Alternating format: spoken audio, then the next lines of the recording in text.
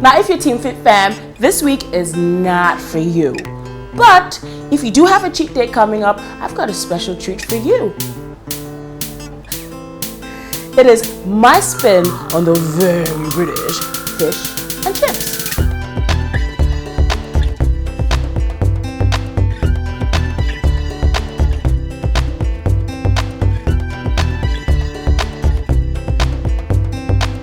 And here are the things you're going to need.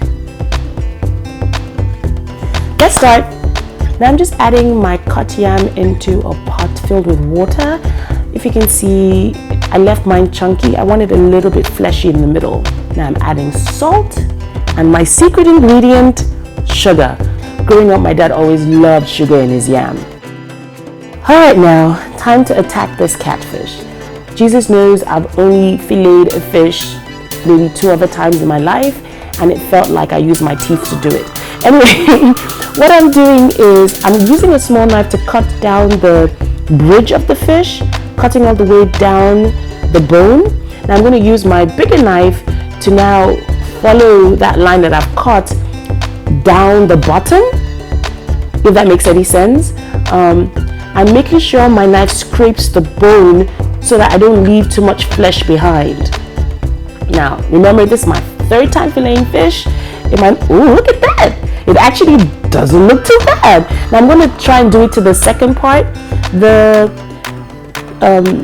skin of the catfish is really thick, so I almost have to puncture it before getting the small knife in. Now, if you're going to ask me how I washed the fish, I washed it, then I cleaned it with salt and scraping up all the slime, because catfish can be really slimy. It's a bit harder on this side because taking off the other end makes it, I can't really grab the fish that well. But yeah, not too bad. Now I'm trying to see if I can take off the skin. I've done it before, but the last time I did, I had to use pliers. True story. But I'm kind of lazy. I don't know. I'm just going to leave it that way. But I actually should have taken off the skin. Now I'm going to season my fish. I'm adding some salt, adding black pepper, cayenne pepper. Oh, sorry, that's paprika. And now I'm adding cayenne pepper.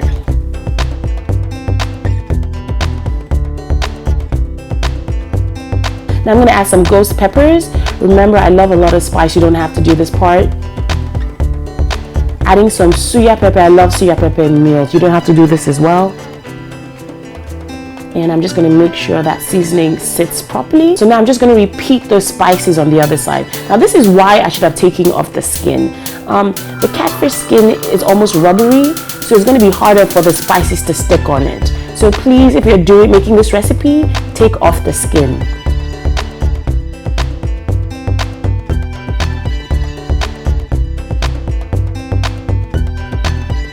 So now I'm just going to pour lightly some beaten egg over my fish. The reason I'm doing this is when I put it into my quote-unquote flour, it'll help it adhere to the fish. I'm trying not to rub the spices off the fish. This is probably more like southern fried fish than British fried fish. Instead of using cornmeal, I'm using plantain chips. Yes, I am using plantain chips. All I did was grind it in a mini mortar, and that's it. Now I'm going to add flour to this to give it the proper consistency. Not too much, maybe about 1/4 of what my ground plantain chips is.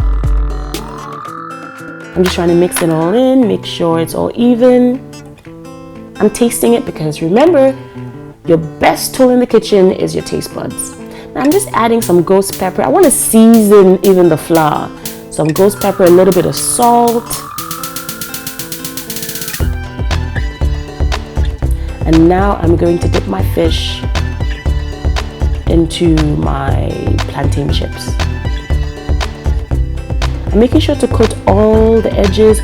I'm being careful because you know that skin is really rubbery. I want to make sure the ground plantain chips adheres to it properly. Now when I'm done coating the fish, I shake off the excess. You don't want the excess. It's going to fall out in the pan anyway. So to reduce that, just shake off the excess before putting it on the plate.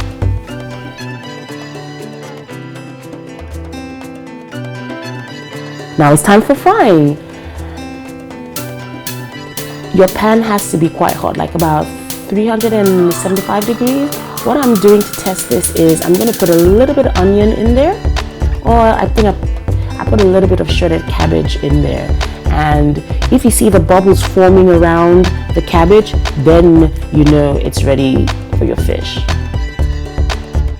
Now unfortunately guys, I had some technical difficulties while shooting this, and yeah, by the time I came back to my fish, it was all burnt, so I had to start all over again. And I didn't have any more catfish, so I used croaker fish this time. I'm not going to put you through the torture of showing you how to fillet the fish. I already showed you how to do that, but I'm just going to do the exact same thing, adding the exact same spices.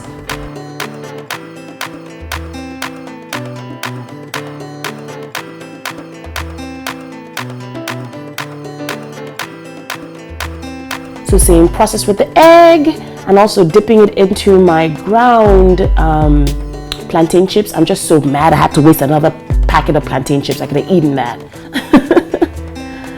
Shake off the excess, and we're ready to go again. All right, let's try this again. So now I'm laying my catfish away from me so I don't get oil splashing all over me. I already have too many marks on my body from cooking. I don't want an extra one.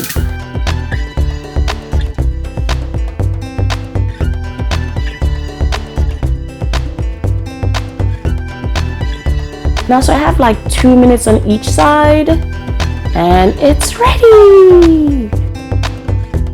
So I have my dundun, which is fried yam. And yeah, I couldn't decide how I wanted to arrange the fish. Plating is not my forte. I'm still learning, guys. Now I have a little bit of slaw, which was just some shredded cabbage, shredded onions, mayonnaise, and sugar. And there you have it, guys.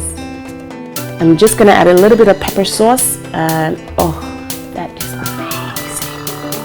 Guys, you don't understand how good this tastes. It is crunchy on the outside, and it's succulent on the inside, and the slaw gives it that much needed moisture. How innovative is this, guys? Instead of your regular cornmeal or just flour, how about you encrust your fish in ground plantain chips? Now look at that, look at how moist it is on the inside. Oh, it is amazing. So I'm gonna go ahead and finish this meal, but while I'm doing that, please do not forget to press that subscribe button and also follow me on all social media.